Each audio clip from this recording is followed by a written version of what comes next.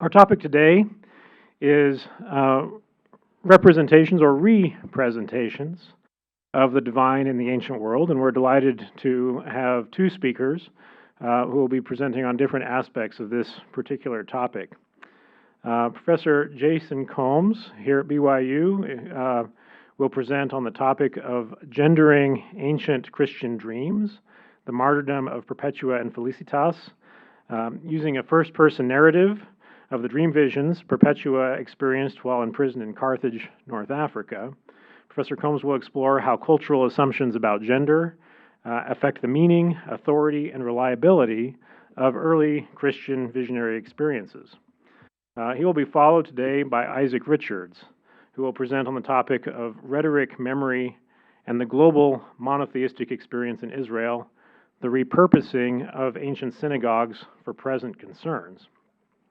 Anciently, the synagogues at Magdala and Ein Keshatot served as places of worship. But in the contemporary period, they leverage rhetoric and memory to address contemporary concerns around Christian commercialism and Israeli nationalism. Both Professor Combs and Isaac Richards are Kennedy Center Research Fellows this semester. We have research fellows among the faculty and among students at BYU on related topics to our semester-long series, and both of them have been awarded research fellowships this week, or this semester. Jason Combs is an assistant professor here of ancient scripture and an affiliate faculty in ancient Near Eastern studies. His primary research is around the development of Christian discourse, particularly surrounding dreams and visions in the 2nd and 3rd centuries CE. He's the co-editor of the forthcoming book, Ancient Christians, An Introduction for Latter-day Saints, which is coming out this year. Isaac Richards, as I mentioned, is a Kennedy Center Research Fellow, student research fellow, studying rhetoric and composition in BYU's English Master's program. He participated this summer in the Hukok excavation project in Israel and is a Phi Kappa Phi Outstanding Student Award recipient. We will begin today with Professor Combs. Each of our speakers will speak from between 15 and 20 minutes. At the end of that time, we will have about 15 minutes for Q&A, and when we get to that point, I'll stand up and invite you to ask questions. We'll go to 1 p.m. today. I recognize that some students may have courses at 1, and if you need to step out to attend a course at 1, you're welcome to do so. But we will go until 1 p.m. and save some time in there for questions for our participants. So Professor Combs, please join me in welcoming Professor.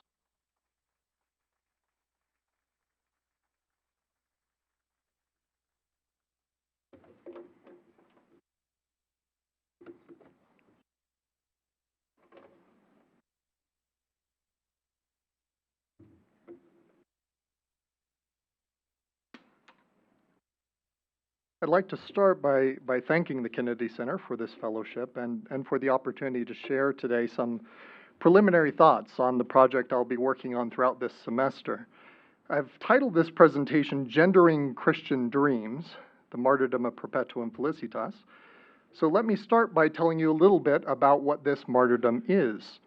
The martyrdom, also called the Passio or Passion of Perpetua and Felicitas, dates to the early 3rd century and recounts events that took place, as was mentioned a minute ago, in Carthage, North Africa. That's in modern-day Tunisia. The earliest external reference to this work is from Tertullian, also from Carthage, who references the vision of Saturus that is found in the Martyrdom of Perpetua and Felicitas. And Tertullian's work that references this, it dates to about 210 CE. So this is an early 3rd century work. Now, much of this narrative presents itself as a first-person account. However, some have questioned whether we can be certain that these words are those of the historical Perpetua, suggesting perhaps instead that they represent a literary invention of a later author. Now, the earliest extant manuscripts of this martyrdom account date to the 10th and 11th centuries, and the account, as it's survived to today, includes the following components. It begins with an editorial introduction. Then a first-person narrative that accounts Perpetua's struggles in prison. She was imprisoned for being a Christian. Her first vision that she recounts includes a vision of a ladder that she ascends to get up into paradise. And to ascend this ladder into paradise, she first steps on the head of a dragon to give her her first step up, the dragon threatening her advance. When she arrives in paradise, she encounters a shepherd who welcomes her there. Her second and third visions are about her brother, who has already gone on to paradise, or gone on to the afterlife at least. And her first vision suggests that he's struggling, that he is not happy in the afterlife. Well, through Perpetua's intervention, through her prayers and visions, she is able to assist him in moving to a happier afterlife. Her final vision, her fourth vision, is a vision of wrestling a gladiator in an arena, and I'll say a little more about that momentarily. After Perpetua's visions, we get the vision of Saturus, who I mentioned a moment ago, and I'll say more about his vision shortly as well. Then the editor recounts the martyrdom, the actual event of Perpetua's torture and death, and then wraps it up with a conclusion. Now let me say a little something more about the event of Perpetua's martyrdom. Actually, yeah, we can have that up. Here's what Perpetua recounts happening. Her vision opens with her in prison, as she actually was. Then a deacon named Pomponius comes to retrieve her from prison and leads her to the arena where she is expecting to face wild beasts. In fact, she does not face wild beasts. Here's her own account. She says,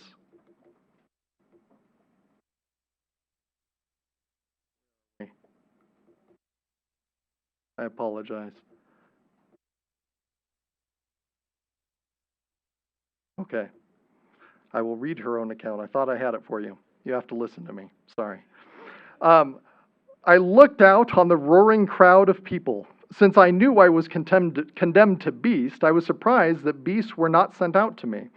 Opposite me, a certain Egyptian came out, horrible in appearance, with his seconds. He was going to fight with me. Lovely young men came out to me, my seconds and supporters, and I was stripped and I was made a man. She then goes on to describe her fight with this Egyptian, in which she, or perhaps better, he, defeats the Egyptian. The fight then concludes like this. He fell on his face, and I stepped on his head, just as she had previously stepped on the head of a dragon. The people began to shout, and my supporters sing praises. I went up to the gladiatorial trainer and received the branch, the reward for her victory. He kissed me and said to me, "Daughter, peace be with you." So apparently now she's a woman again. And I began to go with glory to the gate of the living. I woke up, and now she interprets this dream experience she's had. I understood I wasn't going to animals, but I was going to be fighting against the devil. But I knew that I would be victorious. Clearly, there are complex gender dynamics at play in this vision.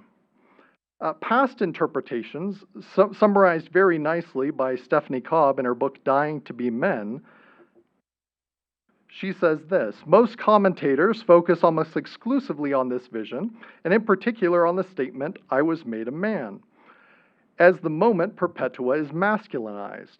Readers attentive to the gendered rhetoric throughout the text, however, will not be startled by Perpetua's declaration. Stephanie Cobb then proceeds with a careful reading of the text in light of ancient Roman assumptions about gender, in particular the role of manliness or courage, as it pertains to ancient Christian martyrs and the text about their death. Now I want to build on this work and ask what assumptions about gender are at play in how the narrative is constructed around Perpetua's dreams and visions. This martyrdom account is unique among others in its emphasis on the martyr's time in prison, and especially with the focus on the accounts of her visions. Now, since this is part of a larger conversation about global religious experience here at the Kennedy Center, I think it's worth pausing for a moment to talk about what, if anything, we can say about religious experience based on an ancient Christian text, text so far removed from the culture that we are familiar with today. In other words, how can we talk about religious experience in the context of a potentially fictional narrative?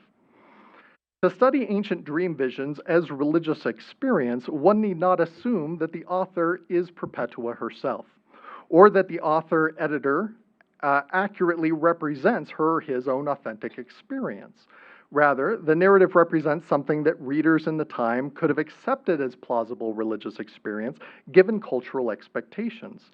Expectations established in part through the various literary and artistic representations of dream visions. Likewise, to study ancient dream visions as religious experience, one need not and should not disregard their textuality. What is available for study is not the unmediated experience of the dream vision, but a dream text, a term I borrow from anthropologist Vincent Crapanzano, who is actually borrowing it from Lacan. A dream text now may be inspired by an authentic dream experience, but it is shaped by the cultural conventions of dream narration and again by the literary conventions of its genre. Now, to describe a dream text as being shaped by culture is not to suggest that religious experience can be reduced to cultural patterns. Dreams have the potential to flout prescribed cultural boundaries. In fact, ancient authors acknowledged this. And then, because they were aware of this potential, they used dreams in narratives to imagine things otherwise. They used dreams to imagine unseen possibilities or potentialities. In the case of the martyrdom of Perpetua and Felicitas, those dreams reimagine the dying martyr as triumphant victor. Perpetua has a vision in which she wrestles in an arena, and instead of dying a martyr's death, is actually crowned victorious, defeating her opponent, whom she later identifies as the devil. Her dreams also reimagine her in this way, the lowly prisoner as the exalted saint. Perpetua has a dream in which she climbed the ladder, escaping violence and threats upon her safety, and enters into a beautiful field to be welcomed by a shepherd. The dreams reimagine the powerless prisoner as an agent of redemption. Perpetua has a series of dreams while in prison in which she witnesses her brother's suffering in the afterlife and through her prayers witnesses his healing and salvation. Now, whether these dreams in any way belong to a historical Perpetua is inconsequential. At very least, these dreams represent the sort of experience Christians might expect a martyr or even themselves to encounter.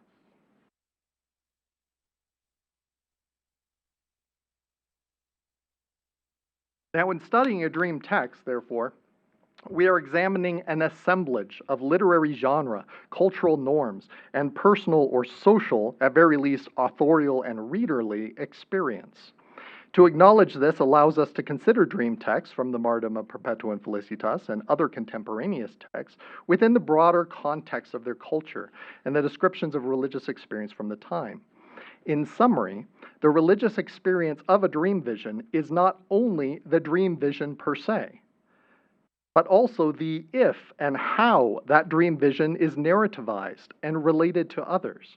It is also how one determines if a dream in fact constitutes a religious experience. And it is also in how one acts on that knowledge. So let's talk briefly now about the cultural context in which the Martyrdom of Perpetua and Felicitas was written.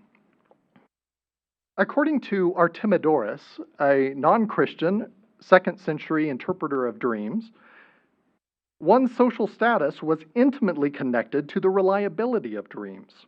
For instance, if a king sees a dream, Artemidorus explains, it is impossible that it will not come true. But if some private citizens or poor men have seen public dreams, that is, dreams that have potential consequences for the public, Artemidorus explains that their veracity must be determined by their results, whether the dreams come true or not. For this reason, Artemidorus insists that proper interpretation of dreams depends not only on the dream itself, but on the dreamer's status. As Artemidorus says, it is profitable for the dreamer as well as for the person who is interpreting that the dream interpreter know the dreamer's identity, occupation, birth, financial status, state of health, and age. Identity here, of course, would also include gender, and that is made clear from some of his later interpretations of dreams. That gender was a factor in the interpretation and reception of dreams is also illustrated in one of the most repeated accounts of a woman's dream in the 1st and 2nd centuries CE, that of Calpurnia, the wife of Julius Caesar. In one of the earliest accounts, Valerius Maximus suggests that Caesar completely dismissed her dream because he didn't want to be perceived as giving heed to the dream of a woman. In a somewhat later account, Plutarch says this: "At all events, when the day came, she begged Caesar, if it was possible, not to go out, but to postpone the meeting of the Senate. And Caesar also, as it would appear, was in some suspicion and fear, for never before had he perceived in Calpurnia any womanish superstition, but now he saw that she was in great distress." Plutarch's version of this account suggests that Caesar believed Calpurnia's dream because she had never previously exhibited any womanish superstition. While this presents a more positive or authoritative role for Calpurnia's dream than some of the other accounts, it simultaneously suggests that a woman's dreams were typically viewed as lacking credibility. Women's dreams were evidence of womanish superstition. In the Martyrdom or Passion of Perpetua and Felicitas, the first-person narrative of Perpetua's dreams does not stand alone. Regardless of whether this first-person account is a historical Perpetua's own words or a literary fiction invented by the self-identified editor, the Passio, as we have it today, suggests by its literary construction that a woman's first-person account of her dream visions cannot, or perhaps should not, stand on its own. The Passio is constructed in such a way to demonstrate the authority and reliability of Perpetua's dream visions. It is not assumed that the reader would accept these visions as divinely inspired on their own.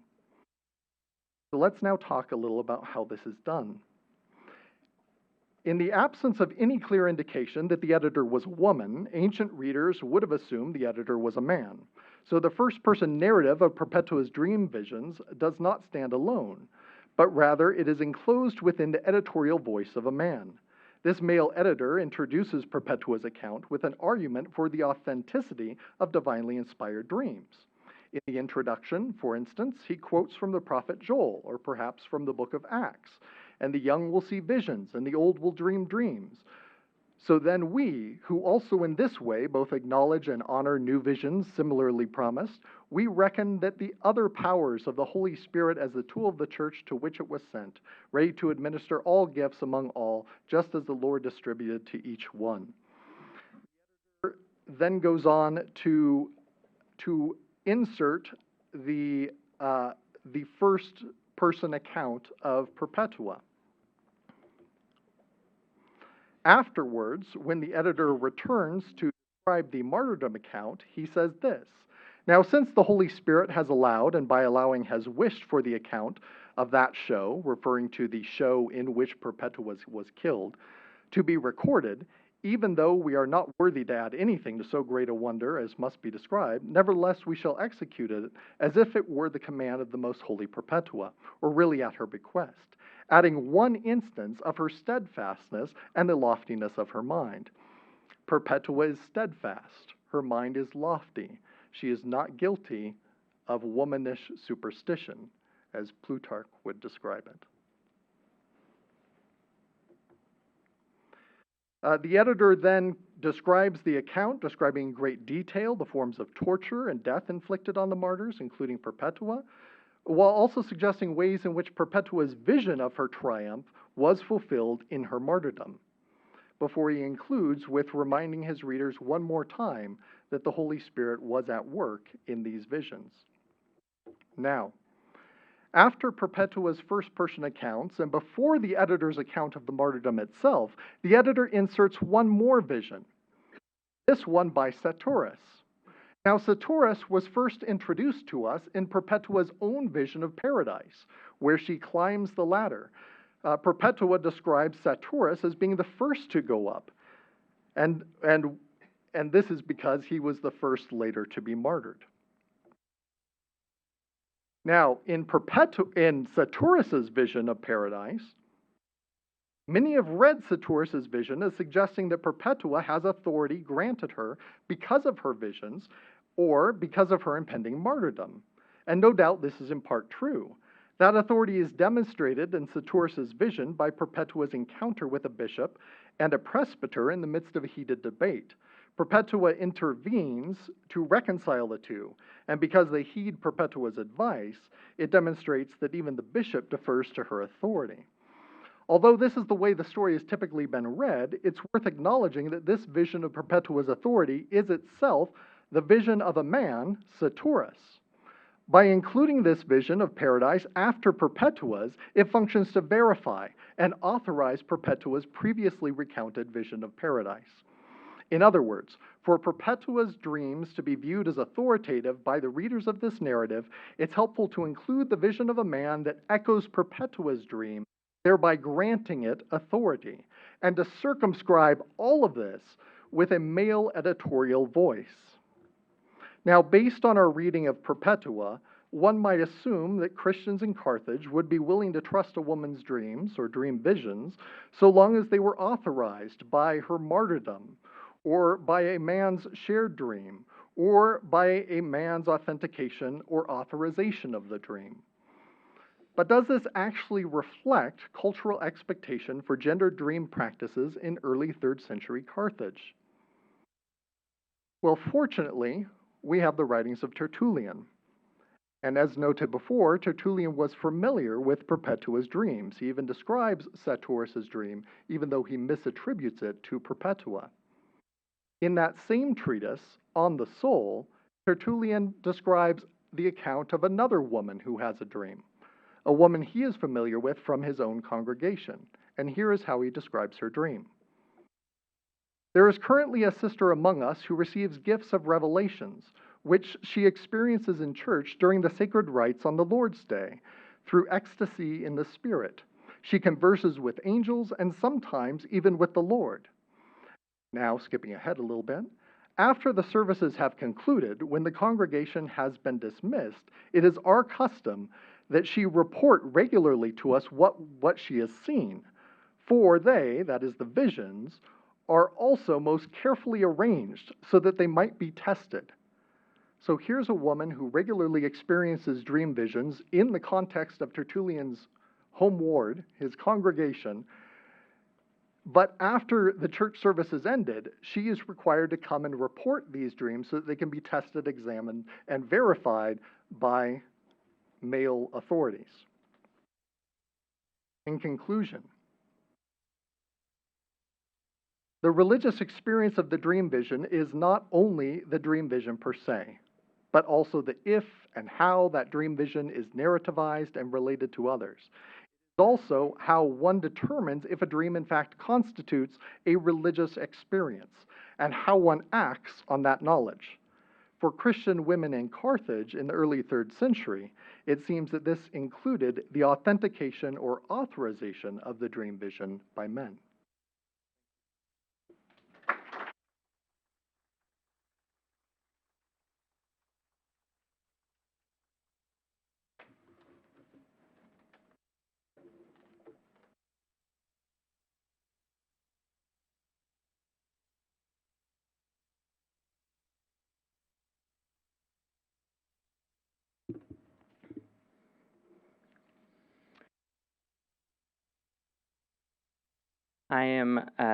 There are so many people and institutions who deserve thanks and gratitude. I don't have time to mention them all, but I do want to express gratitude, especially to the Kennedy Center.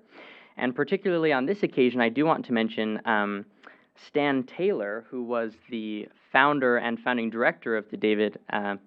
Kennedy Center, who's also my great uncle, and in whose basement I happened to be living while I was conducting some of this research and writing. And so just really grateful for everything that combined to work out to help me present this research that I'm going to present to you today.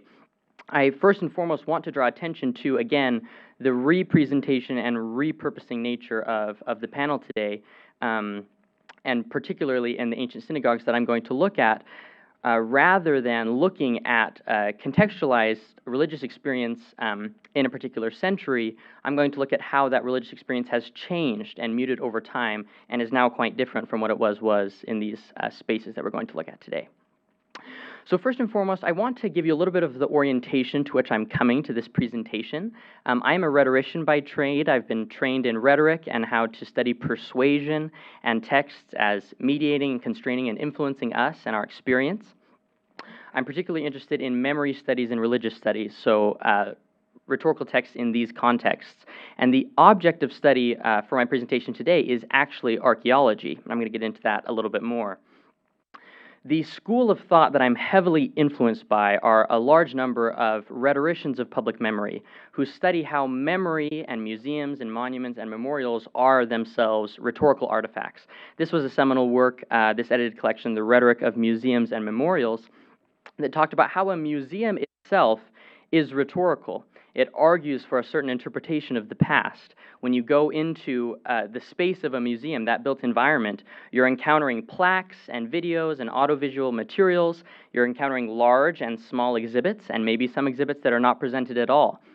And these kind of argue for a certain interpretation of history that affects the way you think about and can influence you rhetorically.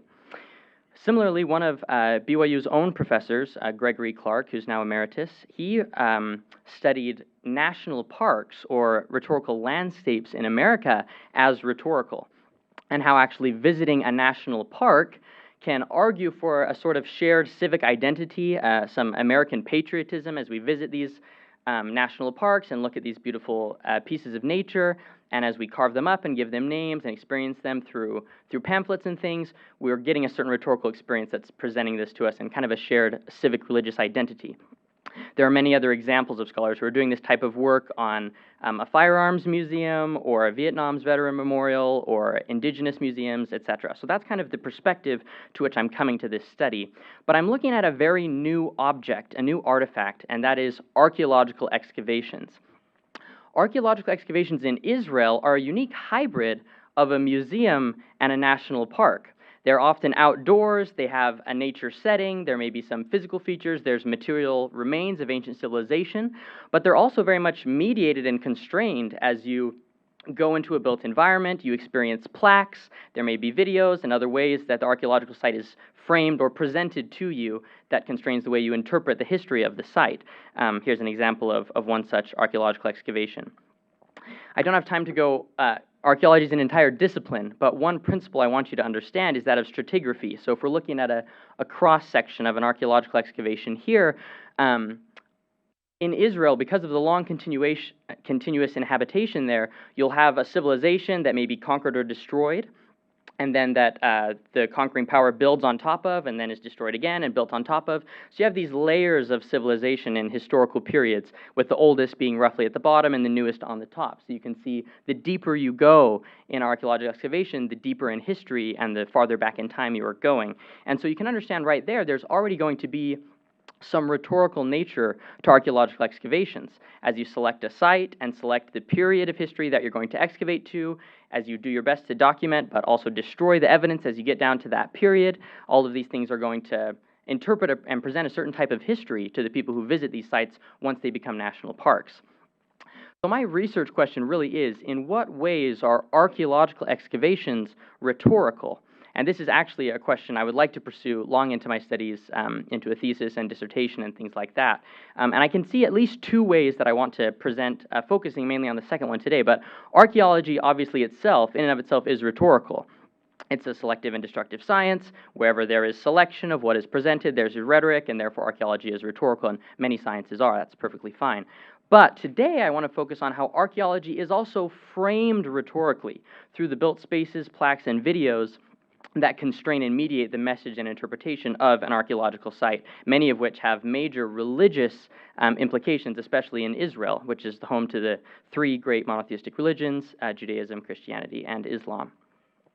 So I'm going to do this comparative analysis specifically on two ancient synagogues, a 1st century synagogue at Magdala and a 6th century synagogue at Ein Keshatot, also known as Kanatir, if you prefer the Arabic term. And these two different sites originally were very similar in function. They facilitated a Jewish religious experience in the 1st and 6th century. They were synagogues for where Jewish people went. But today, they serve very different purposes, and we're going to dig into how the rhetoric and the memory that are now, and how the way that these sites are framed with all these other elements I'm talking about, are really changing the way that one has a religious experience in these two particular sites. So first, let's look at Magdala. This is a 1st century synagogue in the Galilee. It was excavated by Franciscans, by Catholics. And looking immediately, you can recognize some cool archaeological features. We've got mosaic floor. We've got benches around it. We've got painted plaster columns. It's a very cool site. The Magdala stone was found there, which is a really unique discovery. It's the earliest representation of a menorah in an ancient synagogue. And so there's many cool things we could say about this archaeologically. That's the site in and of itself. But imagine specifically first century Jews going to this place to have community meetings, perhaps to read Torah and worship and do things like that. That is how it was, in the 1st century. Today, if you go to Magdala, you're going to have a very different experience. To get to the site in the first place, you're going to go through a door and enter into a large reception of a resort, just like this, with huge glass windows that are facing out over the Sea of Galilee and a palm tree colonnaded walkway with a pool. On the left, you're going to have where you check in to either buy your tickets to their archaeological site or to check into your hotel room. There's a gift shop selling Magdala merchandise with cool Magdala logos. On the right of this large fountain here, there's a grand piano and a wine bar. And when I first went to this site on the research trip, there was a wedding taking place, and there were photographs being taken of a couple there. So we're seeing already that what was once a place for a Jewish religious experience has been largely repurposed and reframed through rhetoric and through a particular type of memory to now represent modern Christianity and consumerism. And let's dig a little more into the evidence for that. You can look at the website, which is going to juxtapose the archaeological site with the pool and with the resort itself, with different rates for rooms that you can purchase. They've got a cool logo here with a rosette. And then you have the plaque. So when you first encounter the site, immediately as you turn the corner, you're going to see this plaque. And as a rhetorician, I can't help but do some close textual analysis of what this plaque is saying here. It says, "Whoever visits Magdala will find two types of stones, dead and living. The dead stones are found in the archaeological park. They tell us the story of what happened here 2,000 years ago. The living stones are each and every person that visits Magdala. You, our volunteers, those still to come. You are a testimony that this site is important, and you are a living stone who is bringing the site to life through your visit, your prayers, your donations, etc." So what's fascinating to me about this, seemingly inconsequential little plaque here is if you look at the dichotomy between dead and living stones, you start to see a kind of vicious distinction. The dead stones are in the archaeological park, and by the rhetorical device of metonymy, they are really becoming a representation of Jewish society and civilization and the Jewish religious experience that was happening in the space in the 1st century.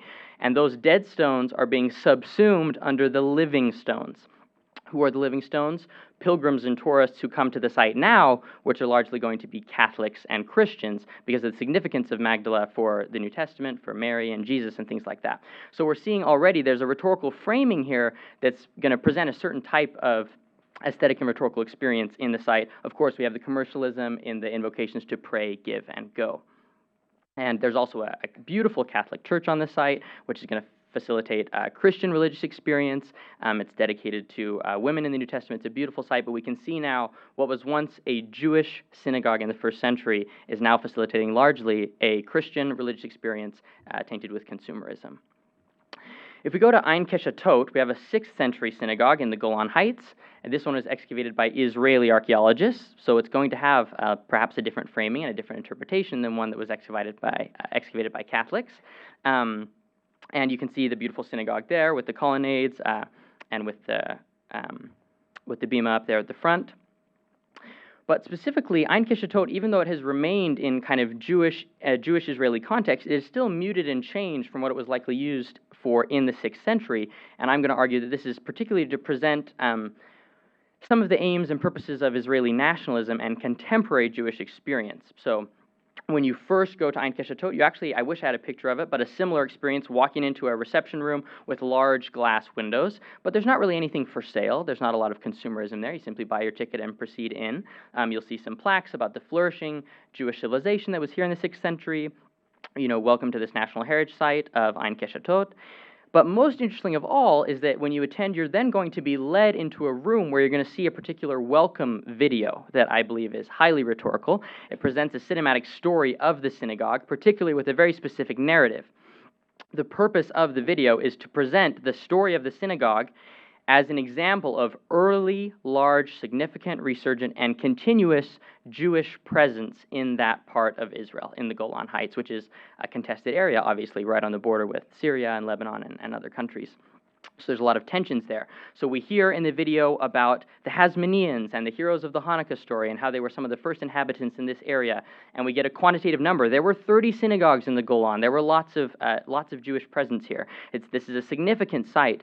But interestingly, then we get this theme of resurgence, that the video shows a reconstruction of the synagogue that was damaged in an earthquake, so it wasn't completely razed to the ground, rather just all the stones were kind of laying around. And using a lot of cool modern technologies, the archaeologists were able to reconstruct, put the stones back in place, and build it up to what you saw in the earlier photo. So we have this theme of stone by stone, piece by piece, they rebuilt the synagogue. That's a quote from the video, which seems to me to parallel a rebuilding and a regathering of the modern nation-state of Israel in the Golan and in those surrounding areas. So we're having this, we're back to the land of Israel. This synagogue is back, right? It's being rebuilt, and that's an example of Israeli nationalism there. But also that this Jewish presence in this area is continuous. And viewers are, at the very end of the video, accompanied by cinematic lens flares and drone flyovers of the site. We get this invitation to go now to the synagogue and feel the same spirit the Jewish people have felt for thousands of years, close quote. And so we can see clearly there's a presentation, a framing, a rhetorical and memorial framing of this site for very specific purposes of establishing Jewish presence in the Golan during contemporary times. And if that isn't enough to convince you, there was also a dedication of the site by the Prime Minister of Israel, and he, sentimentally recalls the Jewish families living here in the surrounding area during the time of the synagogue, and then specifically says that he hopes that the synagogue will solidify Jewish presence in the Golan, bring more tourists to the area. We have some highly political language here about Israel and the Golan being a fact, and some polarized and we get some war metaphors here of enemies shooting at people from the cliffs of the Golan, and he says this is never going to happen again, right? The Golan will always remain under Israeli sovereignty. And then we see the comparison that I also made. As proven many times, the strength of the Israeli and Jewish people is strong. It enables us to get back up, to be rebuilt, to be reconstructed, and now represented as a strong establishment of Jewish presence here in the Golan. I think this study is important for many reasons, and I'm really excited and passionate about this type of study and seeing how the built spaces frame these archaeological sites, because this is a huge place where many people of Jewish and Christian and Islamic backgrounds go and as pilgrims and tourists to these places, and they experience these built spaces and come away with a certain religious experience.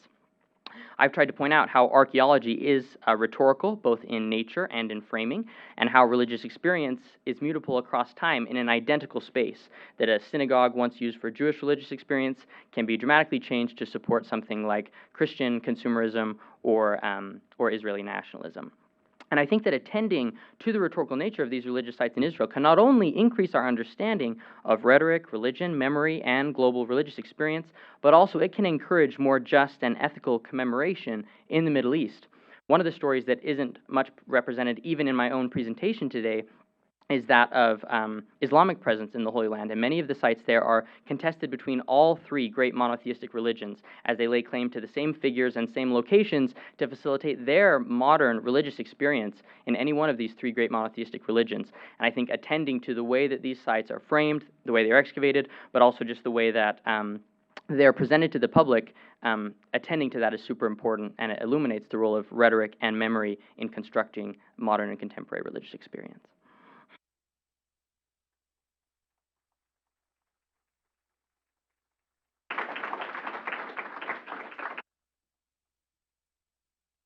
we've got a lot of richness in both of those presentations. I'd like to invite our speakers up here in the front to these chairs. We have 15 minutes now to entertain some questions, and because we have two different speakers and two different topics, the way we will do this is that if you have a question for either of our speakers, we just invite you to raise your hand. We'll bring you a mic, and if you could stand, tell us who you are. If you're faculty, let us know where you teach. If you're a student, let us know what your major is and what you're studying. Share your question, and I'm going to invite our speakers to take notes on those questions. So we'll take 5 minutes or so to collect a number of questions, and then I'm going to give each of them a chance to come back up to the podium and share some thoughts and responses to the questions that you might have. So we are open for your questions and comments.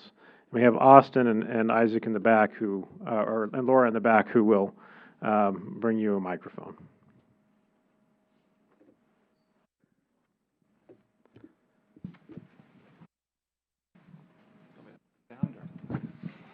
This is for Jason Lincoln Blue. We know each other well, ancient scripture.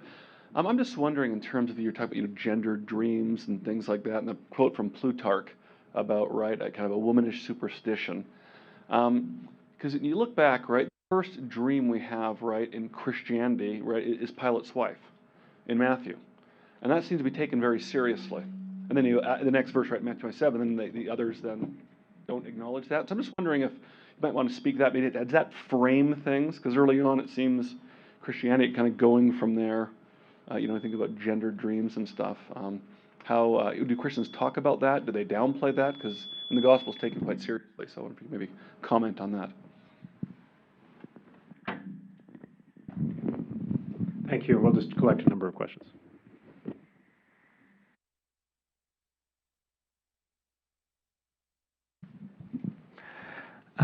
My name is Michael Luce. I'm studying communication studies. And in terms of the second presentation, in talking about the framing of archaeological sites and things like that, are there any instances that you've seen where sometimes the framing becomes problematic or is telling a story that is meant to deceive? And in those cases, what are things that attendees of those sites can go to be able to understand the rhetorics that is happening and being able to have a more true experience and be able to see through some of the more problematic issues that are happening there?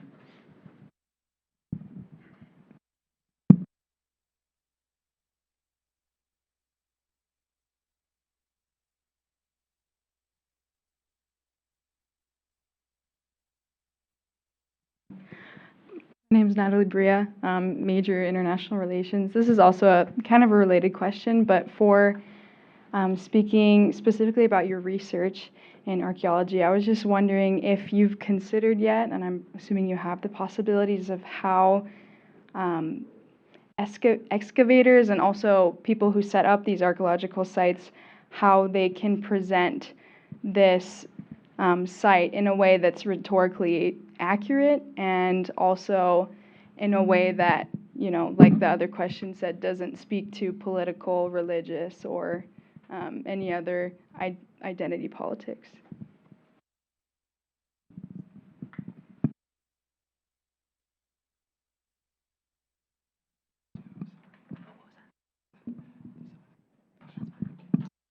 My name is Lily Knudsen. I'm a film major. I was wondering, in regards to the second presentation, if looking at the rhetoric and biases involved in archaeological digs and things like that, if it's always seen as a negative thing or if it's grounds for more discovery about modern culture.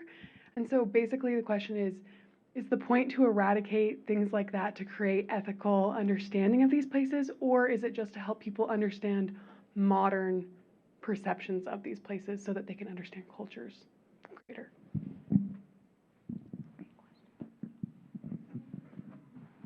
My name is Courtney Butler. I'm a nursing major. My question regarding the second presentation as well kind of builds off the previous one, but how can we as I guess as travelers, as those who are wanting to visit such sites for understanding, how can we appreciate the background and I guess support the site preservation while also being sensitive to our friends of other religious and spiritual backgrounds?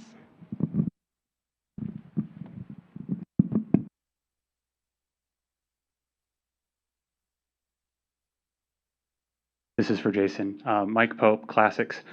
I was wondering if you've considered using Artemidorus's discussions on dreams as an internal criterion for the gendered language, because Artemidorus is so interested in especially sex and bodies, and then sexual bodies. And since Perpetua's body is ravaged in various ways, there's like, I think that there's probably an internal dialogue about her vision that informed readers would be thinking as well.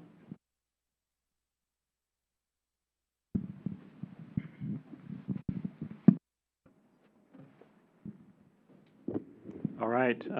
Jason, why don't we start with you if you want to take a couple of minutes and respond, and then Isaac will have you come up and we'll just make sure to end at 1.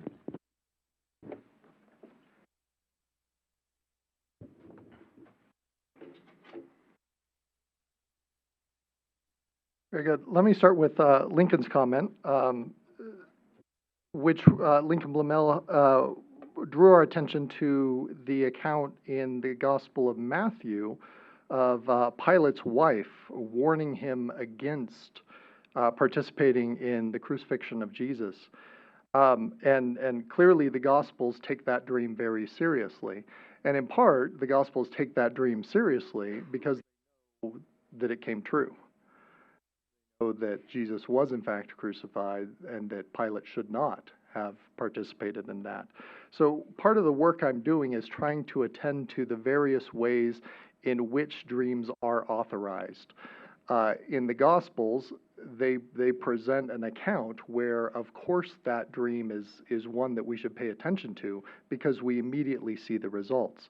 Now, one other thing I want to point out is we need to be careful in reading ancient accounts that we don't imply our modern assumptions about dreams and visions onto them. In today's day and age, we sort of assume that dreams are things that happen when you're asleep, and God might be able to speak through those, but visions are something that happen when a visionary is more alert, perhaps even awake. And in antiquity, those dreams are used much more interchangeably. So, for instance, in the Nativity account in Luke, Mary's visions would be seen as a kind of dream without discrediting it in any way. That's the other thing, right? When we use the term dream today, when we say, oh, that was just a dream, it's a way of discrediting it or devaluing it. They did not use the terms quite in that way in antiquity. So a vision or a dream can be equally authentic. So I hope that addresses that question a little bit. Let me just say that one more thing about it. There is definitely some tension in how women's dreams are perceived. To give another example from the broader Greco-Roman world, Sibylline oracles. Sibylline oracles are women whose oracles, whose prophecies are highly trusted. But they are highly trusted in part because of the system in which they are emerged.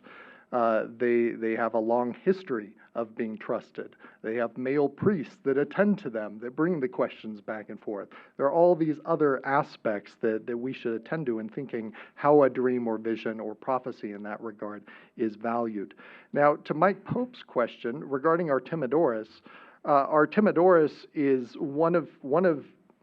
Artemidorus's work on the interpretation of dreams is a lengthy treatise where he gives very specific kinds of dreams and suggests potential interpretation of those dreams. And some of those dreams are sexual, including sexual dreams involving pagan gods. If that was, in fact, a common type of dream in that time period, imagine how horrified an average Christian might be by encountering that dream in their sleep, right? In fact, we know that a lot of Christians say that if you see a pagan god in your dreams, that is actually a demon trying to trick you into going astray. So, in terms of applying Artemidorus's interpretations directly to Perpetua, certainly there are aspects of what is going on in the Martyrdom of Perpetua and Felicitas where Perpetua is being sexualized, and the editor responds to that strongly in the opposite direction. For instance, during her martyrdom itself, it suggests that as she is being tortured and rammed by beasts, by an oxen in particular, that her clothes are coming loose, and that she immediately tries to grab the clothes to cover herself, to protect herself from the audience's gaze.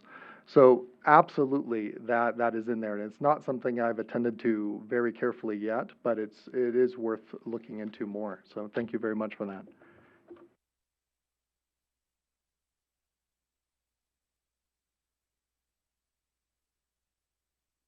First of all, thanks very much for the questions, and I have time afterwards as well if anyone has any additional questions. There were 4 specific questions, a lot of them involving the different stakeholders involved, right? What can the archaeologist do? What can I do as a tourist? What can the sites do? So specifically, I just want to point out, and I think it's important to recognize that I think that these sites that have contested natures that all 3 religions want to be a part of, that shared space can become an opportunity for commonality and connection. That's the thesis I would like to advance as I further do my research, is that with so much dividing these different traditions, they have these places in common, and that if we can find a way to present the story of these sites as complex and with multiple interpretations, I think that can become a bonding experience for the people who visit these sites. Specifically, as for how can the sites be presented in a way that is more rhetorically accurate, so first of all, archaeologists are already doing much better in this regard. Archaeology is a discipline with a long history, and today there's much more intention to not destroy, but to preserve as much as possible and to record and document accurately all the layers of civilization that are excavated and attended to. So we're seeing a lot of positive direction in that way. Of course, there's always room for more. And the question about, is it seen as a negative thing if these things are so different, right? If they're representing contemporary experience. And I think it's important to not ignore troubled pasts. If we take other countries like Germany, for example, you will go there and find many monuments and memorials to the Holocaust, right? The answer is not to ignore competing narratives of history, but to present accurately what got us to this point and where are we now in hopefully the most ethical and just commemoration possible. And then specifically, what can we do? My interest, education is the answer. The more you know about these sites and places before you go and visit them, the more you will see what is not represented, right? And the more you will know about what has happened at this site that isn't being shared or told by the materials that are on the site itself. That's what got me interested in this research, was being at the Jerusalem Center and visiting these sites after doing the readings and realizing what's being shown here is very different than what I've read about, or vice versa. And so I think just informing yourself, informed visiting, is going to help you see what other people aren't seeing when they visit these sites. So there's a few preliminary answers for future directions.